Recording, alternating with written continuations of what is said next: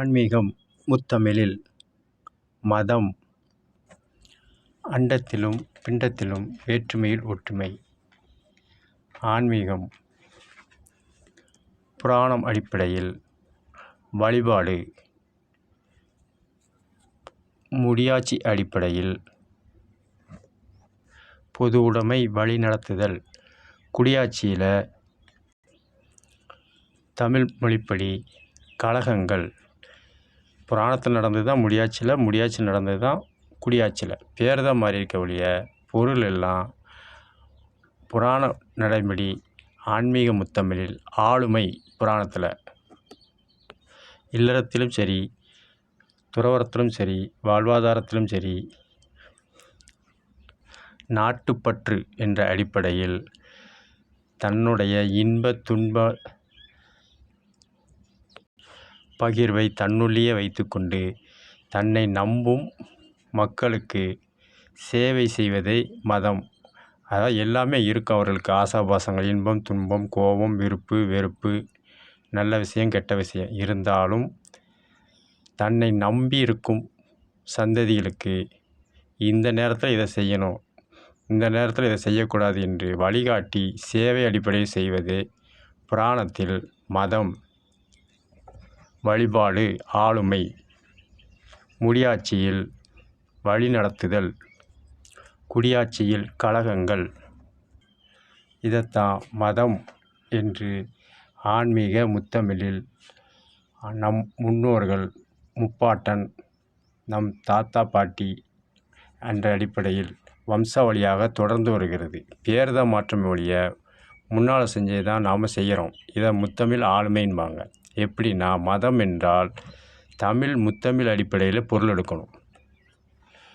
அண்டத்திலும் சரி பிண்டத்திலும் சொல்லி இயற்தமிழில் சொல்கிறது. மதத்து போச்சு, மதப்பாக இருக்கு என்று சொல்வார்கள்.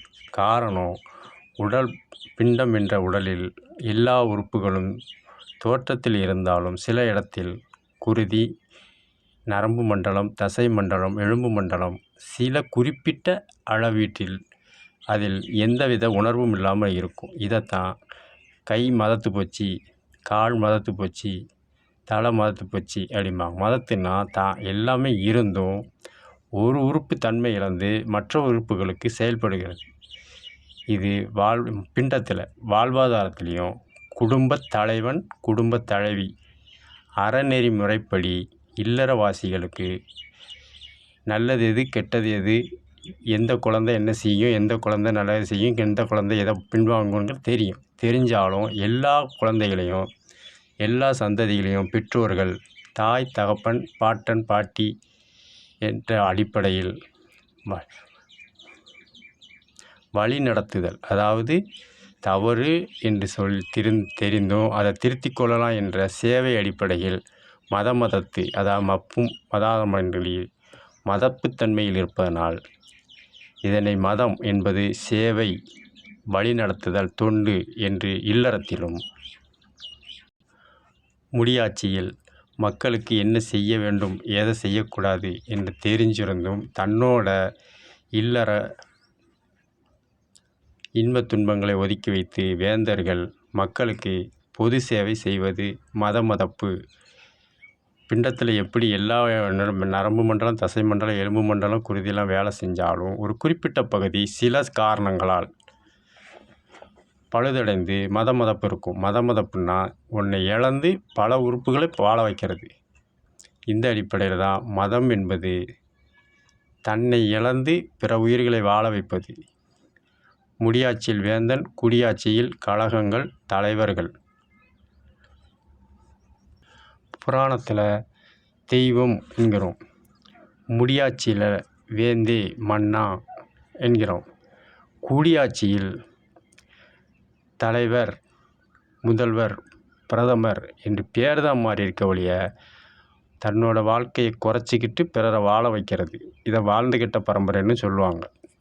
இந்த அடிப்படையில் தான் மதம் என்பது மதப்பு. எல்லா உணர்ச்சிகளில் இருந்தும் குறிப்பிட்ட காலத்தில், குறிப்பிட்ட பருவத்தில், குறிப்பிட்ட உறுப்புகள் பிண்டத்தில் எப்படி மதத்து இருக்கிறதோ அதே தான் அண்டத்திலும் புராணம் முடியாட்சி குடியாட்சியில். புராணத்தில் கருவறையில் இருக்கிறது மூலவர். அதே உற்சவர் அடிப்படையில் வெளியில் நின்னா தரிசனம். இதை முடியாட்சியிலையும் உண்டு, குடியாட்சியிலையும் உண்டு. எப்படின்னு சொல்லப்போனால், கருவறையில் இருப்பது மூலவர். முடியாட்சியில் சிம்மாசனத்தில் அமர்ந்திருப்பவர் வேந்தர். குடியாட்சியில் மக்களால் தேர்ந்தெடுக்கப்பட்ட முக்கியமான பிரதிகள் 234லும் 233 துணை இலாக்கா இருந்தாலும் அனைத்தையும் தலைமை வகித்து செல்பவருக்கு முதல்வர் பிரதமர் என்றும். கருவறையில் மூலவரே பிரதானம், முடியாட்சியில் வேந்தனே பிரதானம், குடியாட்சியில் முதல்வர் பிரதமரே பிரதானம். இந்த அடிப்படையில் பேர் தான் மாறி இருக்க ஒழிய அதே இது தான். அதே புராணத்தில் உற்சவர் அடிப்படையில் தெய்வம் கருவறையிலிருந்து வெளியில் வந்து நின்று வழிபாட்டு முறை ஆன்மீக முறையை கடைபிடிச்சா தரிசனம். இதே முடியாட்சியில் வேந்தன் முற்றத்தில் வந்து மக்கள் குறைகளை கேட்டு நிவர்த்தி செய்வது நேர்காணல். குடியாட்சியில் அனைத்து வாக்கு அளித்த வாக்கு அளிக்காத அனைத்து தொண்டர்களையும் மக்கள்களையும் தனக்கு சேவை செய்யும் வாய்ப்புள்ளதை அவரவர் குறைபாடுகளை அவரவர்கள் இழப்பீடுகளை பொதுக்கூட்டம் என்ற அடிப்படையில் விவாதம் பண்ணி விண்ணப்பங்கள் கடிதங்கள் அனுமதிகள் வழங்கி பெற்று நிவர்த்தி செய்வது பொதுக்கூட்டம் என்பது. புராணத்தில் தரிசனம், முடியாட்சியில் நேர்காணல், குடியாட்சியில் பொதுக்கூட்டம். புராணத்தில் உற்சவர் வீதி உலா வருவார். இதை திருவீதி உலா என்பார்கள். இதே இது முடியாட்சியில் வேந்தர் என்னென்ன குறைகள் இருக்குன்னு அவர் மாறுவேடமிட்டோ அல்லது நேரடியாகவோ வருவார். இதை நகர்வலம். புராணத்தில் வீதி உலா, முடியாட்சியில் நகர்வலம், குடியாட்சியில் சுற்றுப்பயணம். தலைவர் ஊர்வலம் வாரார், பிரதமர் ஊர்வலம் வாரார், முதல்வர் சுற்றுப்பயணம் வாரார், பிரதமர் சுற்றுப்பயணம் வாரார். அங்கே திருவீதி உலான்னு புராணத்தில், முடியாட்சியில் நகர்வலம், குடியாட்சியில் சுற்றுப்பயணம், ஊர்வலம். செயல்பாடு எல்லாம் ஒன்று தான், பேர் மட்டும்தான் மாறி இருக்கு. புராணத்தில் நகர் ஊர்வலம் வந்து ஊர்வலம் வந்து நதியில் நீராடி உற்சவர் கருவறையில் செல்வார் குறைகளை கேட்டுக்கிட்டு. இதே தான் முடியாட்சியில் வேந்தர் மன்னர்களும் அமைச்சரவை அடிப்படையில் மக்களிடம் குறைகளை கேட்டுக்கிட்டு சிம்மாசனத்தில் போய் அமர்வார். குடியாட்சியிலையும் முதல்வர் பிரதமர் பிரதிநிதிகள் பயணத்தை முடித்துக்கொண்டு ஊர்வலத்தை முடித்துக்கொண்டு சுற்றுப்பயணத்தை முடித்துக்கொண்டு தனது அலுவலக பணியை தொடர்ந்து செய்தார். பேர் தான் மாறுதே ஒழிய மதம்ங்கிறது தன்னோட இல்லறத்து வாழ்க்கையிலும் குடும்ப தலைவன் என்பவன் வெளியில் சென்று குறை நிறைகளை கண்டு இல்லறம் என்ற குடும்ப தலைவன் குடும்ப தலைவி சந்ததிகளுக்கு என்ன குறைகள் உண்டோ என்பதை சரி செய்து வாழ்வது இல்லறம். இதே இதுதான் முடியாட்சியில் மக்கள் என்ற பிள்ளைகளை முதல்வர் பிரதமர் என்ற தாய் தந்தை, அது ஆண்பால் இருக்கலாம் பெண்பால் இருக்கலாம் அர்த்தநாதீஸ்வரர் இருக்கலாம். ஆளுமைக்கு பாலினம் பொறுப்பு கிடையாது, திறமை தான் வேண்டும். என்ன பொது உடைமையாக செய்ய வேண்டும். மதப்பு தன்னோட நன்று தீதை அலசி ஆராய்ந்து அதையும் சரி செய்து கொண்டு தன்னை நம்புவோர்களும் வழிகாட்டுவது, தவறுகளை திருத்திக் கொள்வது அனுபவம், ஆன்மீகம். இந்த அடிப்படையில் நின்னா தரிசனம், முடியாட்சியில் நேர்காணல், குடியாட்சியில் பொதுக்கூட்டம். பேர் தான் மாறுத ஒழிய ஆன்மீகத்தில் நடந்த ஆளுமை தான் முடியாட்சியில் நடந்த ஆளுமை தான் குடியாட்சியில். இதைத்தான் மதம் என்பார்கள். மதம் என்றால் எல்லாமே இருந்துமே தன்னை வாழ்வை சுருக்கி மதத்தன்மையில் சேவை செய்வது, பொது தொண்டுகள் செய்வதை மதம் என்று ஆன்மீக முத்தமிழில் கணக்கிடப்பட்டுள்ளது, வரையறுக்கப்பட்டுள்ளது. ஆன்மீக முத்தமிழ் சொன்னால் புரியாது, சொல்லச் சொல்லத்தான் புரியும். மேலும் புராணத்தில் ஆன்மீக அடிப்படையில் ஆளுமையை திருவிழாக்கள் என்று கணிக்கப்படுகிறது. இது முடியாட்சியில் வேந்தர்களுக்கு மக்கள் மரியாதை செய்யும் திருவிழா. இது குடியாட்சியில் பவள விழா, பொன் விழா, நூற்றாண்டு விழா, 50வது ஆண்டு விழா என்று விழா அழைக்கிறார். புராணத்தில் திருவிழா, முடியாட்சியில் மன்னர்களுக்கு வேந்தர்களுக்கு மரியாதை செய்தல், குடியாட்சியில் பவள விழா, முத்து விழா, நூற்றாண்டு விழா என்று விழா எடுக்கிறார். புராணத்தில் செஞ்சது தான் முடியாட்சியில் செஞ்சது தான் குடியாட்சியில். பேர் தான் மாறுபடுத ஒழிய செயல்பாடு முத்தமிழில் உள்ள ஆன்மீக ஆளுமை. துறவறத்திலையும் ஆழ்வார்கள், நாயன்மார்கள் அவர்களுடைய வாழ்க்கை இல்லற வாழ்க்கை, துறவற வாழ்க்கை என்ற அடிப்படையில் பொது சேவை தான் செஞ்சாங்களே, தன்னலம் கருதாமல் பிறர் நலத்திற்காக.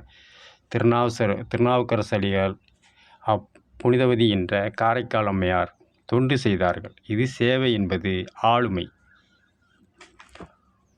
குடியாட்சியில் நலச்சங்கங்கள், நல அமைப்புகள், இலவச தொண்டு நிறுவனங்கள், பேர்தான் மாறுபடியவளத ஆன்மீகத்தில் உள்ள ஆளுமை தான் முடியாட்சியில் நடக்கிறது தான் குடியாட்சியில். இதைத்தான் மதம் என்பார்கள். மதம் என்றால் எல்லாம் இருந்தும் ஒரு குறிப்பிட்ட பகுதி செயலற்று இருக்கும். இருந்தாலும் அந்த செயலற்ற பகுதியை விட்டுவிட்டு மற்ற உறுப்புகள் சிரமமின்றி சமச்சீர் அளவில் செயல்படுவதை அண்டத்திலும் பிண்டத்திலும். இதைத்தான் ஆன்மீக வழிபாட்டு ஆளுமை. இதை மதம் என்பார்கள். முத்தமிழ், ஆன்மீக முத்தமிழ் மொழிப்படி. இது தமிழ் மொழி பற்றுள்ளவர்களுக்கு தெரியும், பிற மொழியிலிருந்து வந்தவர்களுக்கு தெரிய வாய்ப்புகள் கிடையாது. ஆன்மீகத்திலும் நம்பிக்கை உள்ளவர்களுக்கு தெரியும், பிறருக்கு புலப்படாது. ஆன்மீக வழிபாடு. இராமாயணம், மகாபாரதம் மனித வடிவில் வந்தது தெய்வங்கள். இந்த அடிப்படையில் வைத்தியமுறைய சோழன் சொல்கிறது இராமாயணம். எவ்வாறு அறநெறிப்படி ஆளுமை செய்வது என்பது மகாபாரதம். மகாபாரதத்தில் கண்ணன் பிறக்கலை, அவதாரம் தான் எடுத்தார். இந்த அடிப்படையில் அவர் அவதாரம் எடுத்த இடம் சிறைச்சாலை, அவர் வளர்ந்த இடம் யசோதை என்ற கோகுலம். இந்த அடிப்படையில் தான் முடியாட்சியிலையும் வேந்தர்கள், மன்னர்கள் உருவாவது சிறைவாசம் சென்று அங்கே சிறைவாசிகளை கண்காணிப்பு அடிப்படையில். பிறப்பு என்பது சிறையில்தான், ஆனால் செயல்பாட்டு அனைத்தும் நாட்டு மக்களின் நன்மைக்காக சிறைவாசம். இதையே தான் குடியாட்சியிலையும் இளைஞன், வட்டம், மாவட்டம், மாநகராட்சி என்று படிப்படியாக சிறைவாசம் சென்றவர்கள்தான் முதல்வர், தலைவர் என்று ஆகிறார்கள். கண்ணன் எப்படி சிறையிலிருந்து நதிநீர் என்ற யமுனா நதியிலிருந்து கோகுலம் சென்று யசோதை விடப்பில் வளர்த்தார். முடியாட்சியிலையும் வேந்தர்களுக்கு இல்லறம் சார்ந்த குடியாட்சி முறையில் சிறைவாசம். இந்த அடிப்படையில் நிறை குறைகளை கண்டு மக்களுக்கு பொது சேவை செய்வது. குடியாட்சியில் இளைஞரணி செயலாளர், வட்டச் செயலாளர், மாவட்ட செயலாளர், பொறுப்பாளர் என்ற அடிப்படையில் போராட்டங்கள், ஊர்வலங்கள், நடைப்பயணம் என்று அறநெறி வழிப்படி, அராஜகம் வன்மை அடிப்படையில் கிடையாது, அறநெறி வழிப்படி கோட்பாட்டுக்கு உட்பட்டு நடத்தும் போராட்டத்துங்களுக்காக சிறைவாசம் சென்று அதில் ஏற்பட்ட அனுபவங்களை கொண்டு இது நம்மளை நம்பியிருக்கிறவங்களுக்கும் வரக்கூடாது என்ற அடிப்படையில் தான் தலைவர்கள் சிறையிலிருந்து இல்லறம் வந்து, இல்லறத்திலிருந்து நாட்டுக்கு தேவையான, அதாவது நாடு என்பது அனைத்து மக்களின் ஒட்டுமொத்த கூட்டமைப்பு தான். இதே நிலைமை தான் அவர்களுக்கும் நடக்கும் என்பதை உணர்ந்து தலைவராகிறது. புராணத்தில் கண்ணபிரான் பிறந்தது சிறைவாசம், வளர்ந்தது கோகுலம். முடியாட்சியிலையும் சிறைவாசம் மன்னர்கள் வீரபாண்டிய கட்டபொம்மன், வாஞ்சிநாதன் இந்த அடிப்படையில் சிறைவாசம் சென்றவர்கள் தான். கப்பலோட்டிய தமிழன், சுப்பிரமணிய சிவா என்பவர் போன்ற தலைவர்கள் சிறைவாசம் சென்று தான் பிறகு தான் மக்களுக்கு சேவை என்ற அடிப்படையில் இதே தான் நம்ம சந்ததிகள் தொடரும், அது தொடரக்கூடாது என்று தான் அமைப்பு என்றது. இதை முடியாட்சியில், குடியாட்சியில் கழகங்கள் என்று பேர் தான் மாறல ஒழிய புராணத்தில் நடந்த ஆளுமை தான் முடியாட்சியில் நடந்த ஆளுமை தான் குடியாட்சியில். இதே தான் இல்லறம் சார்ந்த மற்றும் நாடு சார்ந்த இயற்தமிழில் சொல்வார்கள். களவும் கற்றுமற, இது ஆளுமைக்குள்ள பழமொழி. இயற்தமிழில் வாழ்வாரத்துக்குள்ள பழமொழி காதலும் கற்றுமற. இது ஆன்மீக முத்தமிழ் புராண அடிப்படையில் வரையறுக்கப்பட்டு கணிக்கப்பட்டது. மகாபாரதத்தில் கண்ணபிரான் சிறு வயதில் வெண்ணெய், நெய், மோர் போன்றவைகளை களவாடி யாருக்கும் தெரியாமல் மறைந்திருந்து உண்பார். இதனால் அவர் ஏற்பட்ட அடிபாடு அதற்கு உரிமையாளர்கள் யசோதையிடம் சொல்வார்கள். அதையும் மீறி அவர் செய்யும்போது யசோதை உரலில் கட்டி போட்டிருப்பாங்க கண்ணனை. மேலும் அந்த தயிர் வெண்ணெய் திருடும்போது அந்த கோபியர்கள் தயிர் மத்தை வச்சு குழந்தையாக இருந்த கண்ணனை அடிப்பாங்க. கம்பாலையும் அடிச்சிருக்கிறாங்க, பெரம்பாலையும் அடிச்சிருக்கிறாங்க. இருந்தாலும் அதை ஏற்படுத்தி அவர்களிடம் தப்பிக்கிறதுக்கு எந்த அடிப்படையில் கையாளுங்கிற முறையை அந்த சிறு வயதில் கட்டுறதுனால வளர்ந்ததுக்கப்புறம் அவர் குருட்சேத்திரம் படை நடத்த ஏதுவாக இருந்தது. அதான் களவும் கற்றுமற. அவர் கலந்தது உணவு என்ற அடிப்படையில். இதனால் அவர் ஏற்பட்ட அனுபவங்கள், அடிபாடுகள், சிறைவாசம், உரலில் கட்டிப்பட்டது, மத்தால் அடி வாங்கினது, இதெல்லாம் உண்டு. இதே நிலைமை எல்லா பருவத்திற்கும் உள்ளவர்களுக்கு வரும். அந்த நேரத்தில் என்ன செய்யணும், எதை செய்யக்கூடாது என்று வழிவகை செய்து குருட்சேத்திரம் நடத்தினார். குருட்சேத்திரம் நடத்தும்போது பீஷ்மரை எப்படி வதம் பண்ணணும், கர்ணனை எப்படி வதம் பண்ணணும், துரியோதனை எப்படி வதம் பண்ணணும், கர்ணனோட பையனை எப்படி வதம் பண்ணணும்னு அந்த களவும் கற்றுமற என்ற அடிப்படையில் அனுபவம் பெற்றதுக்கு அப்புறம்தான் தலைவன் என்ற அடிப்படையில் இதே இடர்பாடுகள், இன்னல்கள், துயரங்கள் பிறருக்கு வரும் என்பதை உணர்ந்து தான் குருட்சேத்திரம் பேர் நடத்தினார். இதனால தான் களவும் கற்றுமற. முடியாட்சியிலையும் இதே மாதிரி தான். மன்னர் நேரடியாக யார் வீட்டுக்கும் போய் எதையும் இது பண்ண மாட்டார். மறைமுகமாகவோ வேஷம் போட்டோ செல்வார். அப்படி சென்று ஒரு வீட்டு கதவை தட்டினால தான், வீட்டு கதவை யாரோ தட்டிட்டான்னு மன்னன்கிட்ட குறை சொல்லும்போது, கதவை தட்டுன்னு நான் தான் இன்னும் பாண்டிய மன்னன் தாங்கையவே செய்த தவறுக்காக இது பண்ணோம். இதைத்தான் ஆன்மீகத்தில் தவறுகளை திருத்தி கொள்வது தான் அனுபவம். இந்த அடிப்படையில் தான் அவருக்கு பொற்கை பாண்டியன் என்று பெயர் வந்தது. புராணத்தில் களவும் கற்றுமற என்ற இசைத்தமிழ் படி வெண்ணெயை திருடி உரலில் கட்டுப்பட்டு, மரத்தில் கட்டப்பட்டு, பெரம்பால் அடிபட்டு, தயிர் மத்தால் அடிபட்டு கண்ணன் வளர்ந்தது ஆன்மீக ஆளுமை. இதையே தான் முடியாட்சியில் வேந்தன் பொற்கை பாண்டியன், மனுநீதி சோழன் தாம் பிள்ளையே இருந்தாலும் சரி தப்பு தான் என்பதை உணர்ந்து பசுவை இழந்த, கண்ணுக்குட்டியை இழந்த பசு எந்த வேதனைப்படுமோ அதே வேதனை தானும் படணும்னு தன்னோட பையனையே தேரேற்றி கொண்டார். இது முடியாட்சியில் நடந்தது. காரணம், தப்புன்னு தெரிஞ்சும் அந்த தவறுகளை திருத்தி கொள்ளணும்.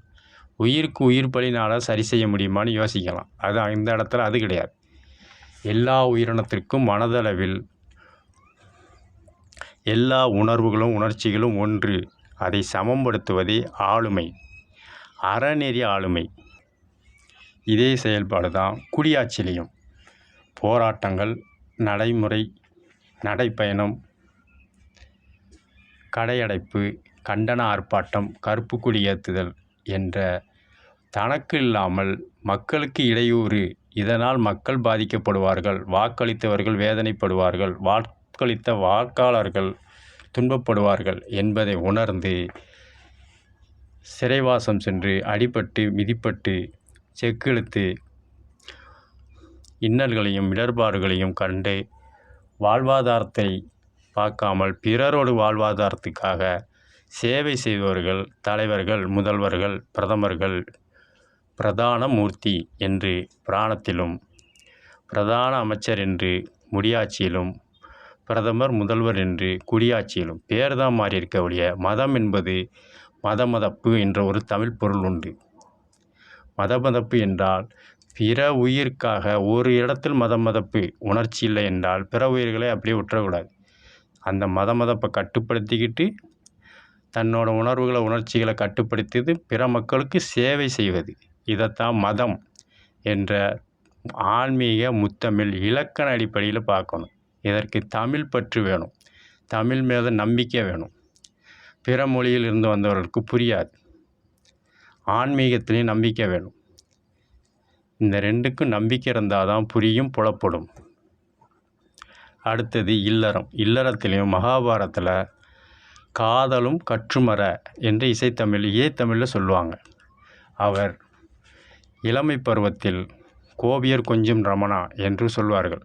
பெண்களிடையும் தன் இரு மனைவிகளுடனும் பாமா ருக்மணியுடனும் செய்த சேட்டைகள், தவறுகள், அதனால் ஏற்பட்ட இழப்படை தான் உணர்ந்தார்.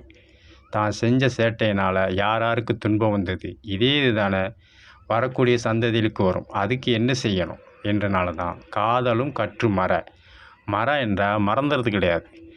நமக்கு என்ன உணர்வுகள் ஏற்பட்டுதோ, நமக்கு என்ன இடர்பாடுகள் ஏற்பட்டுதோ, நமக்கு என்ன துன்பங்கள் வந்ததோ 100 விழுக்காட்டில் 25% சந்தோஷம் இருக்கும் இல்லறத்தில்.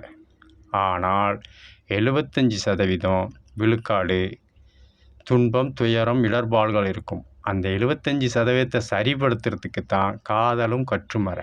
அவர் இளமையிலும் முதுமையில் பாமா ருக்மணி என்றவர்களும் ஏற்பட்ட இடர்பாடுகளை களைந்து இதற்கு இதை செஞ்சால் வாழ்வாதாரம் சிறக்கும், சமச்சீர் செய்யும் என்ற அடிப்படையில் காதலும் கற்றுமற.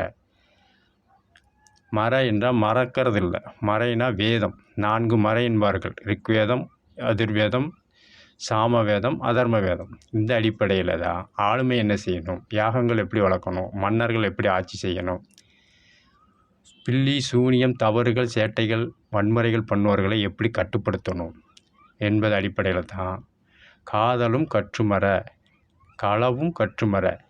களவும் கற்றுமற என்பது ஆன்மீக ஆளுமை. காதலும் கற்றுமற என்பது குடும்பம், இல்லறம், துறவறம்.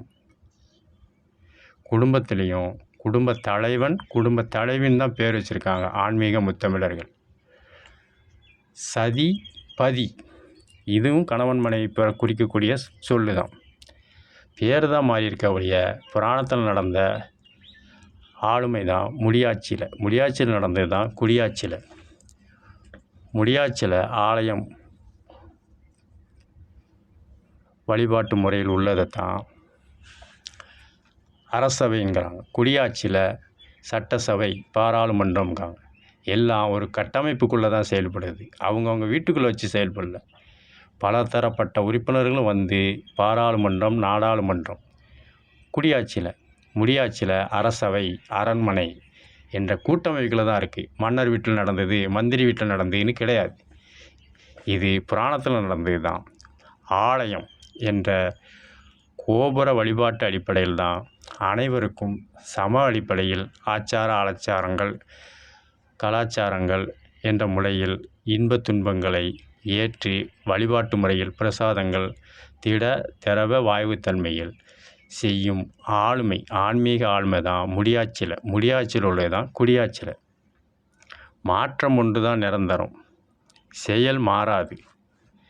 காரணம், நம் முன்னோர்களுடைய சந்ததிகள் தான் தாத்தா பாட்டி, அவர்களுடைய வாரிசுகள் தான் அப்பா அம்மா, அவர்களுடைய சந்ததிகள் தான் நாம், நம்முடைய சந்ததிகள் தான் பேரன் பேத்தி, அவர்களுடைய சந்ததி தான் பூட்டன்பட்டி. இது தொடர்ந்து வரும். இது நாம் வாழ்கிற பூமியின் வாழ்க்கை உள்ள கணக்கிடப்படி எடுக்கணும். பிற மாநிலத்திலேயோ பிற கோள்களில் வாழல, சந்திரனில் வாழல, சூரியனில் வாழல, செவ்வாயில் வாழல, வியாழன் கிரகத்தில் வாங்கல, சனி கிரகத்தில் வாழல. இந்த கிரகத்தோட நிழல் பூரம் பூமியில் படுது. அது 60 பாகை என்ற அடிப்படையில் 60 தமிழ் ஆண்டுகள் கிடைக்கிறது. இதனால் ஏற்படுவது இல்லறத்திலும் துறவரத்திலும் வாழ்வாதாரத்திலும், நாடு என்ற வாழ்வாதாரத்திலும், வீடு என்ற சுகாதார அடிப்படையிலும் வரையறுக்கப்பட்டு கடைபிடிக்கப்பட்டு தான் ஆன்மீக முத்தமிழின் ஆளுமை, ஆன்மீக முத்தமிழின் வைத்தியம். இதைத்தான் கவியரசு கண்ணதாசன் இசைத்தமிழில் திருப்பாவை என்றதில் 19, 24, 25 என்ற பாசுரத்தில் உள்ளதை தான் இசைத்தமிழில் எடுத்து இது பண்ணார். 19ல் குத்து விளக்கேறிய குலமகள் காத்திருக்கன்ற ஒரு திருப்பாவை வரும். அதே இதை தான் இயற்தமிழில் உள்ளதை இசைத்தமிழில் பாவை விளக்கு என்ற நடிகர் திலகம் நடித்து எஸ்.எஸ். ராஜேந்திரன் அவர்கள், விஜயகுமாரி அவர்கள் இல்லறத்தில் எப்படி வாழ்கிறங்கிறத எடுத்து உரைக்கிறது தான் குத்து விளக்கு எரிய குலமகள் காத்திருக்க என்ற 19வது திருப்பாவையில் உள்ள பாடலை தான் கண்ணதாசன் இயற்தமிழ் உள்ளதை இசைத்தமிழ் எழுதினார். அதை தான் குத்து விளக்கு எரிய கோலமங்கை காத்திருக்க, கண்ணனோட வரவுக்காக அதிகாலையில் கோலமங்கைன்னா கோபியர்கள் தரிசனத்துக்காக காத்திருப்பாங்க. இதைத்தான் குத்து விளக்கெரிய கோலமங்கை காத்திருக்க, மெத்தை விரித்திருக்க, மெத்தையில் கண்ணன் படுத்திருப்பார். மெல்லியதால் காத்திருக்கன்னா கோபியர்கள் பூரா அவரை எப்போ எந்திரிச்சு தரிசனம் தருவார்னு வெளியில் காத்திருப்பாங்க. இதைத்தான் குத்து விளக்கு எரிய கோலமங்கை காத்திருக்க, மெத்தை விரித்திருக்க, மெல்லியடையால் காத்திருக்க.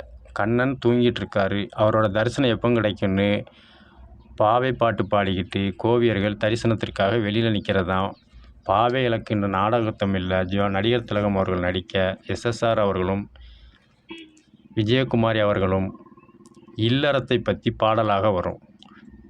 வாராதிருப்பாரோ வண்ணமயில் கண்ணனவன், கண்ணனை பற்றி தான் பாடுவார். சேராதிருப்பாரோ கன்னி என்னும் கண்ணுமியில், வண்ணமயில் கண்ணனவன் சேராதிருப்பானோ சித்திரப்பூ பாவைதனில். பாவைனா திருப்பாவை, சித்திரம்னா பாவை பாட்டு மார்கழி மாதம் நடக்கிறது. இந்த அடிப்படையில் தான் வாராதிருப்பாரோ வண்ணமயில் கண்ணனவன் சேராதிருப்பாரோ சித்திரைப்பூ பாம்பையில்லை, உனக்கென்றும் எனக்கென்றும் உறவு வைத்தான். தெய்வ வழிபாடு மனிதருக்கு வழங்குவது, மனித வழிபாடு ஆளுமை என்ற அடிப்படையில் உனக்கென்றும் எனக்கென்றும் உறவு வைத்தான், இருவரின் கணக்கிலும் வரவு வைத்தான். அண்டம் இல்லாமல் பிண்டம் கிடையாது, பிண்டம் இல்லாமல் அண்டம் கிடையாது. ஆன்மீக ஆளுமை, ஆன்மீக வைத்தியம். இதைத்தான் உனக்கென்றும் எனக்கென்றும் உறவு வைத்தான், இருவரின் கணக்கிலும் வரவு வைத்தான். பாலோடு தேன் இருக்க, பக்கத்தில் பழம் இருக்க, உண்ணாமல் உட்கார்ந்த மன்னனவன் என்று கண்ணனை தான் பாடுவாங்க. பால் இருக்கும், தேன் இருக்கும், எல்லாமே இருக்கும். இருந்தாலும் பிறர் தரிசனத்திற்காகவும் பிறரோட வாழ்வுக்காகவும் ஆன்மீக ஆளுமையை குடும்பத்தில் எப்படி வாழணுங்கிறத கற்றுக் கொடுக்கறத, இல்லற வாழ்க்கை துறவற வாழ்க்கையை கற்றுக் கொடுக்கறதுக்காக பால் இருந்தும் பழம் இருந்தும் பாலோடு தேன் இருந்தும் உண்ணாமல் உட்கார்ந்த மன்னனவன் என்ற அந்த வரிகளில் இருக்கும். வாராதிருப்பாரோ வண்ணமயில் கண்ணனவன் சேராதிருப்பாரோ சித்திரப்பூ பாவை இதனில். கண்ணன் அவர்கள் கோபியர்கள்ட்ட விளையாட தான் செஞ்சாரோ ஒழிய அவர்களை எந்தவித இடர்பாடுகளையோ துன்பங்களையோ பாலியல் அடிப்படையில் உருவாக்கவில்லை. இது புராண பதிவேடு. சில்மிஷம் என்பது குழந்தைகள் விளையாட்டு. இது கண்ணனுக்கு ஏற்பட்டது தான் நம்ம பிள்ளைகளுக்கும் இருக்கும். நம்ம பிள்ளைகள் தாய் தகப்பனோட ஒருத்தர் விளையாடும்போது முந்தானையை பிடிச்சி இழுக்கும், வேட்டியை பிடிச்சி இழுக்கும். அது பாலியல் விருப்பத்தினால செய்கிறது கிடையாது. அதுக்கு அறியாமல் அது ஒரு விளையாட்டாக நினைக்கும். யாராவது வரும்போதோ ஒரு தெரியாத விவரங்கள் வரும்போதோ ஆண் பிள்ளையாக இருந்தாலும் சரி பெண் பிள்ளையாக இருந்தாலும் சரி இல்லறத்தில் அந்த தாயின் முந்தானைக்கு உள்ளே போய் ஒளிஞ்சிக்கிடும். தகப்பனோட வேஷ்டிக்குள்ளேயோ சாரத்துக்குள்ளேயோ போய் மறைஞ்சிக்கிடும். இது ஆடையை களைவதற்காக இல்லை. அது குழந்தை பருவத்தில் கண்ணனுக்கு ஏற்பட்டது தான் அடுத்து வரும் தாத்தா பாட்டிக்கு ஏற்பட்டது தான் அப்பா அம்மாவுக்கு ஏற்பட்டது தான் நமக்கு ஏற்பட்டது தான் பேரப்பிள்ளைகளுக்கு ஏற்பட்டது தான் பூட்டன் பூட்டிக்கு. இந்த அடிப்படையில் தான் மதம் என்பது எல்லா உணர்வுகளும் உணர்ச்சிகளும் உண்டு.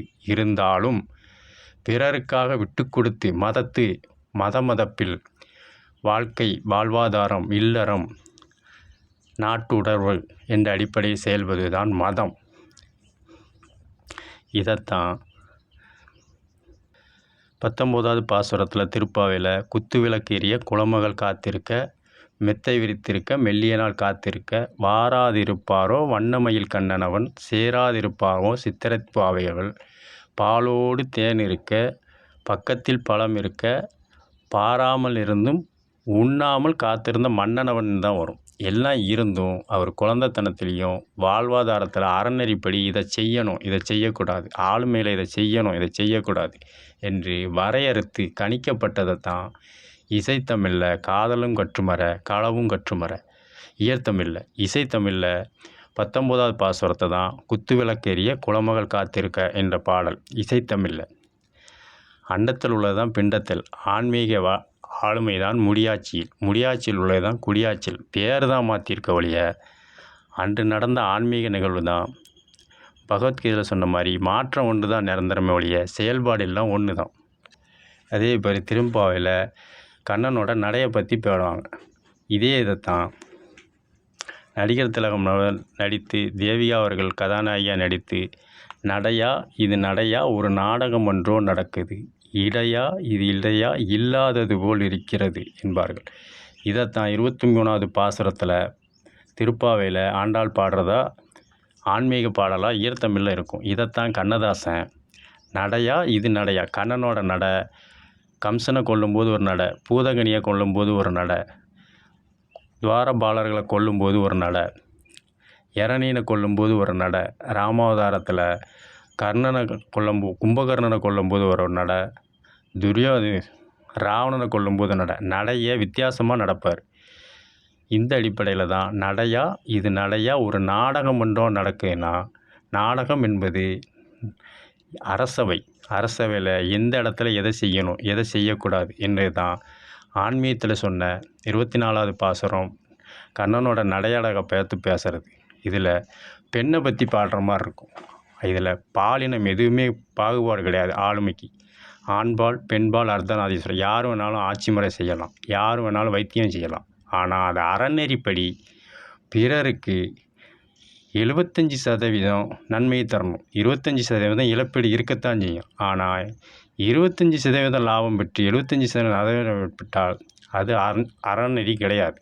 இதைத்தான் நாடகத்தமிழில் பெண்ணை கிருஷ்ணனுக்கு விஷ்ணு பகவான் பெண் அவதாரம் தான் அதிகமாக எடுத்திருப்பார். இந்த அடிப்படையில் தான் கண்ணனை நடையழகா என்ற அடிப்படையில் 24வது பாசுரத்தில் உள்ள திருப்பாவையில் உள்ளதை நடையா இது நடையா ஒரு நாடகம் ஒன்றோ நடக்குது. அவர் நடையிலேயே பல நாடகத்தை நடத்தி காட்டினார். காளிங்க நடனத்தால் தான் ஆடினார். இது நடை தான். கம்சனை கொண்டுனது, வராக அவதாரம் எடுக்கும்போது ஒரு நடை, வாமனன் அவதாரம் எடுக்கும்போது ஒரு நடை, நரசிம்ம அவதாரத்துக்கு ஒரு நடை, மச்ச அவதாரத்துக்கு ஒரு நடை, கூர்ம அவதாரத்துக்கு ஒரு நடை, பலராமனுக்கு ஒரு நடை.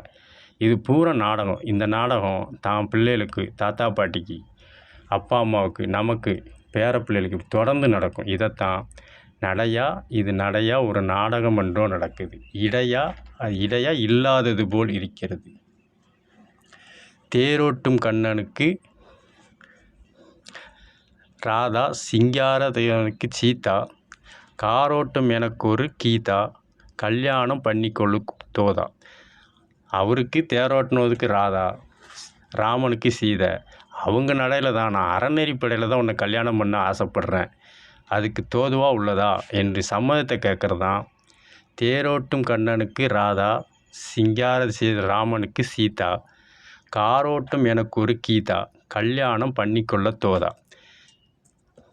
நடையா இது நடையா ஒரு நாடகம் ஒன்றோ நடக்கிறது என்று 24வது பாசுரத்தில் உள்ளதை இசைத்தமிழில் கவிஞர் கண்ணதாசன் எழுதியிருப்பார். ஆன்மீக முத்தமிழ். சொன்னால் புரியாது, சொல்லத்தான் புரியும். இதையத்தான் தன் தமைக்கு நடக்கிறத மதுரை சங்கத்தில் உள்ளதை தான் சொல்லுவார் அடுத்த வரியா. வெள்ளிக்கண்ணு மீனா காட்டு வழி போனால் தையத்தக்க உய்யா என்ற அடிப்படையில் அந்த உச்சரிப்பு வரும். வெள்ளிக்கண்ணுன்னா சொக்கநாதரை சொல்லுவாங்க. சொக்கநாதருக்கு சேர்ந்தது மதுரை முத்தமிழ் வளர்த்த சங்கம், மதுரை மீனாட்சி ஆட்சி. நமக்கு வந்தது தான் தன் தங்கச்சிக்கும் வரும் என்பதை தான் ஆன்மீகத்தில் நடந்ததை தான் இசைத்தமிழில் நடையா இது நடையா ஒரு நாடகம் என்றோ நடக்கிறது. தையத்தக்க உய்யா என்றால் நாட்டியம் ஆடுறது பெண்களுக்குள்ளது. ஆண்பால் பெண்பால் அர்த்தநாரீஸ்வரர் பார்க்க கிடையாது. யார் வேணாலும் ஆட்சி செய்யலாம், யார் வேணாலும் வைத்தியம் பண்ணலாம். ஆனால் அறநெறிப்படி நடக்கணும். ராமன் ஒருவனுக்கு ஒருத்தி என்ற அடிப்படையில் நடந்தார். ஆனால் கண்ணன் அவதாரத்தில் அதுக்கு பிரதிபலனமாக தான் செய்த தவறுகளை திருத்திக் கொள்வதற்காக ஆளுமையில் சுட்டி காட்டினார். வாழ்வாதாரத்தில் எப்படி வாழணும்னு சுட்டி காட்டினார் மகாபாரதம். மகாபாரத கரு வேற, ராமாயண கரு வேற என்பது தான் இல்லறம், துறவறம், நாட்டுணர்வு என்று 3 தன்மை. இதைத்தான் ஆண்பால் பெண்பால் அர்த்தநாரீஸ்வரர் என்ற அடிப்படையில் ஆன்மீக முத்தமிழில் ஆளுமை வைத்திய முறை. ஆன்மீகத்தை முத்தமிழ் சொன்னால் புரியாது, சொல்லத்தான் புரியும். இதே திருப்பாவையில் 25வது பாசுரம் ஒருத்தி மகனாய் பிறந்து ஒருத்தி மகனாய் வளர்ந்த என்ற வாசகம் வரும். இது இயற்தமிழில் திருப்பாவையில் கண்ணனை பற்றி ஆண்டாள் பாடினது. இதே பாடலைத்தான் தாய் சொல்லை தட்டாது என்ற படத்தில் மக்கள் திலகத்துக்கு பாடுற மாதிரி கவிஞர் புனைந்திருப்பார். ஒருத்தி மகனாய் பிறந்தவனான், ஒருத்தி மனதில் நிறைந்தவனான், ஒருத்தி மனதில் ஒருத்தி உருவில் நிறைந்தவனான். இதில் ஒருத்தின்னு 3 தன்மை வரும். காரணம், சிறைவாசத்தில் தேவையின் மகனாக கண்ணன் அவதாரம் செஞ்சார். இதில் ஒரு ஒருத்தி. அங்கேருந்து யசோதைக்கு மகனாக வளர்க்கப்பட்டார். அங்கேயும் ஒருத்தி. ராதை என்பவரை மணந்தார். அங்கேயும் ஒருத்தி. 3 ஒருத்தி. இதைத்தான் ஒருத்தி மகனாய் பிறந்தவனான், ஒருத்தி மனதில் நிறைந்தவனான், ஒருத்தி மனதால் வளர்ந்தவனான். வளர்த்தது யசோதை, மனதில் நிறைந்தவது ராதா, பிறந்தது சிறைவாசம். இன்று 3 தாய்மார்கள்ட்ட வளர்ந்ததுனால தான் ஒருத்தி மகனாய் பிறந்தவனா, ஒருத்தி மனதில் நிறைந்தவனா, ஒருத்தி மனதில் வளர்ந்தவனா என்பதை தாய் சொல்லை தட்டாதில் மக்கள் திலகத்தை பார்த்து கதாநாயகி சரோஜாதேவி பாடுற மாதிரி கவிஞர் இசையமைத்திருப்பார். ஆன்மீகத்தில் உள்ளது தான் இசைத்தமிழை வடிச்சிருப்பார். சரித்திரம் சாத்திரம் படித்தவனான்னு அந்த வரி வராது, படைத்தவனான். ஏன்னா எந்த இடத்துல எப்படி வாழணுங்கிறத படைத்தவன் ஆன்மீகத்தில் காக்கும் தொழில், அழிக்கும் தொழில், படைக்கும் தொழில் செஞ்ச விஷ்ணு, சிவன், பிரம்மா என்ற அடிப்படையில் வகுப்பாடு. இதைத்தான் சாத்திரம் சரித்திரம் படைத்தவனான் தான் இந்த உச்சரிப்பு வரும். ராத்திரி பகலாய் அலைவானானா, அவர் வெண்ணெய் திருடும் போதும், குருச்சேத்திரம் நடும்போதும், தூது செல்லும் போதும் ராத்திரி பகலாக அலைவார். ரகசிய போலீஸ் சேவகனா. இதில் நல்லா அந்த உச்சரிப்பை பார்த்தா தெரியும். போலீஸுங்கிறது ஆங்கில வார்த்தை, ஆனால் இது தமிழ் மொழி. இந்த அடிப்படையில் போலீஸ் என்ற இசு உச்சரிப்பு வராது, போலி சேவகன் என்று தான் வரும். போலி சேவகன் உச்சரிக்கும் போது கேட்குறதுக்கு போலி சேவன் என்று தான் வரும். போலி சேவகன். இதைத்தான் ரகசிய போலி சேவகனாம் அப்படின்னு தான் சுசீலா அவர்கள் இந்த பாடலில் கடைசியில் உச்சரிப்பார். காரணம், சேவகனாக தான் செயல்பட்டார். மகாபாரதத்தில் அவர் மன்னனாக செயல்பட்டார். தேரோட்டியாக தான் யாரை எப்படி வதம் பண்ணணும்னு சொல்லுவார். இதைத்தான் ஒருத்தி மகனாய் பிறந்தவனா, ஒருத்தி மனதில் நிறைந்தவனான், ஒருத்தி உருவில் வளர்ந்தவனா, ரகசியங்கள் தெரிந்தவனாம், சாத்திரம் சரித்திரம் படைத்தவனாம், ரகசிய போலி சேவகனாம். போலீஸ்னால் ஆங்கில வார்த்தை கிடையாது, தமிழ் வார்த்தையில். ஆனால் உச்சரிப்பு அடிப்படையில் அது போலீஸ் தான் காதில் கேட்கும். போலின்னா அவர் மன்னர், அவர் தெய்வம். இருந்தாலும் சேவன் மாதிரி தான் மகாபாரதத்தில் தேர்வட்டியாக செயல்பட்டார். இதைத்தான் ரகசிய போலி சேவகனாம் என்று தாய் சொல்லை தட்டாதில் கவிஞர்கள் இசைத்தமிழில் 25வது திருப்பாவை பாசுரத்தை ஒருத்தி மகனாய் பிறந்தவனா, ஒருத்தி மனதில் நிறைந்தவனா, ஒருத்தி உருவில் வளர்ந்தவனா என்ற இசைத்தமிழ் இசைத்தமிழில் கவிஞர் வசஞ்சிருப்பார். கண்ணன் மீனாட்சிக்கு, அதாவது பார்வதிக்கு அண்ணன் தங்கை உறவு, சிவன் மச்சினன் உறவு. இதைத்தான் அவர்கள் வாழ்ந்த வாழ்க்கையைத்தான் நம்ம வாழ்கிறோங்கிற இல்லறவாசிகளுக்கு எடுத்து சொல்வதும், ஆளுமை எப்படி செய்கிறதும் அறநெறியில் உள்ள ஆன்மீக முத்தமிழ். இது தற்போதைய உள்ள இயக்குனர் கே. பாக்கியராஜ் அவர்களை இயக்கி முந்தானை முடிச்சு என்ற நாடகத்தமிழில் இசைத்தமிழில் அந்த வரிகள் வரும். ஆன்மீக பாடல். விளக்கு வச்ச நேரத்தில் மாமன் வந்தான், மறைஞ்சிருந்து பார்க்கையில் காமன் வந்தான் என்ற வரி வரும். இந்த வரியை இசையமைப்பாளர் இளையராஜா அவர்கள் பாட மாட்டேன், நான் மாலை போட்டிருக்கேன், காமன் வந்தான் மாமன் வந்தாங்கிறது அது அபசகுணம் சொல்ல, ஆபாச சொல்ல இருக்கு, பாட மாட்டேன், மாலை போட்டு பழக்க மாட்டேன்பார். கடைசியில் எதை ஆபாசம்னு சொன்னாரோ அவர் தமிழ் அடிப்படையில் படிக்கும்போது ஆன்மீக முத்தமிழில் உள்ள வரலாற்றை தான் அப்படியே எழுதியிருப்பார். எப்படின்னு சொன்னால் புரியாது, சொல்லத்தான் புரியும். விளக்கு வச்ச நேரத்தில் மாமன் வந்தான், மறைஞ்சிருந்து பார்க்கையில் காமன் வந்தான். மாமமுறை சிவனுக்கு விஷ்ணுவுக்கு முச்சன முறை அத்தான் முறை. அதை கெட்டி கொடுத்த மீனாட்சி வந்து விஷ்ணுவுக்கு அண்ணன் தங்கை முறை. பொண்ணு யாரை கொடுத்தாலும் கொடுக்காட்டினாலும், அதாவது சில பெண்கள் சில ஆண்கள் படித்த பொண்ணு தான் வேணும், அழகான பொண்ணு தான் வேணும், வசதியான பொண்ணு தான் வேணும். இதே மாதிரி பெண்கள் வசதியான ஆண் தான் வேணும், படித்த ஆண் தான் வேணும், அழகான ஆண் தான் வேணும்னு பல கோரிக்கைகள் வைப்பாங்க. நான் படித்த பொண்ணு, நான் படித்த ஆண், படிக்காத பொண்ணு எப்படி கட்டுவேன், படிக்காத ஆணை கட்டுவேன்னு விவாதம் பண்ணுவாங்க. அந்த சூழ்நிலையில் அத்தை என்கிற முறையிலும், மாமன் என்கிற முறையிலும், அண்ணன் என்கிற முறையிலும், தங்கை என்கிற முறையிலும், தாய்மாமன் சீர் என்ற அடிப்படையில் மதுரையில் நடந்த அழகர் மீனாட்சி சொக்கநாதர் கல்யாண அடிப்படையில் தான் முடியாத கல்யாணத்தில் பொண்ணு இல்லைன்னு மாப்பிள்ளையும், மாப்பிள்ளை இல்லைன்னு பொண்ணு அலையிறவங்களுக்கு அவங்கவுங்க அக்கா தங்கச்சியை அவங்கவுங்க மாமன் முறையை உள்ள பொண்களையும் அல்லது மாப்பிள்ளையை கொடுத்து கெட்டி கொடுப்பாங்க. இதைத்தான் இல்லற வாழ்க்கையில் ஆன்மீகத்தில் நடந்தது தான். ஆன்மீகத்திலும் தமிழ் மொழியிலும் பற்று உள்ளவர்கள் செய்வார்கள். ஆன்மீக நம்பிக்கை கிடையாது, யாரை வேணாலும் கெட்டிக்கலாம், அந்த நோய் வரும் இந்த நோய் வரும்னு சொல்லுவாங்களே அது எல்லாரும் நடைமுறையிலும் வரணும்ல. இது எடுத்துக்காட்டாக்கன்னா ஏன் எதுக்குன்னு கேட்டால் அவங்களால விளக்கம் சொல்ல முடியாது. காரணம், ஆன்மீகம் என்பது ஆளுமை, ஆன்மீகம் என்பது வைத்தியம். மதம் என்றால் தன்னோட வாழ்க்கையை மதம்னா இழந்து பிறர் சந்ததிகளை வாழ வைக்கிறது. பொண்ணு இல்லையா என் பையனை தாரேன், மாப்பிள்ளை இல்லையா என் பையனை தாரேன், என் பொண்ணு இல்லையா என் பொண்ணை தாரேன்னு அத்தை முறை, மாமன் மகன், தாய் மாமன் முறையில் கொடுப்பாங்க. இதைத்தான் விளக்கு வச்ச நேரத்தில் மாமன் வந்தான். மாமன் என்பது முறை மாமன். மறைந்திருந்து பார்க்கையில் காமன் வந்தான். என்னதான் கட்டினாலும் தன்னோட திறமை தன்னோட அழிஞ்சிடக்கூடாது. புராணத்தில் நடந்தது தான் நம்ம தாத்தா பாட்டிக்கு, தாத்தாவுக்கு நடந்தது தான் அப்பா அம்மாவுக்கு, அப்பா அம்மாவுக்கு நடந்தது தான் நமக்கு நடந்தது தான் பேரப்பிள்ளைகளுக்கு நடக்கிறது தான் பூட்டம் பூட்டிக்கு.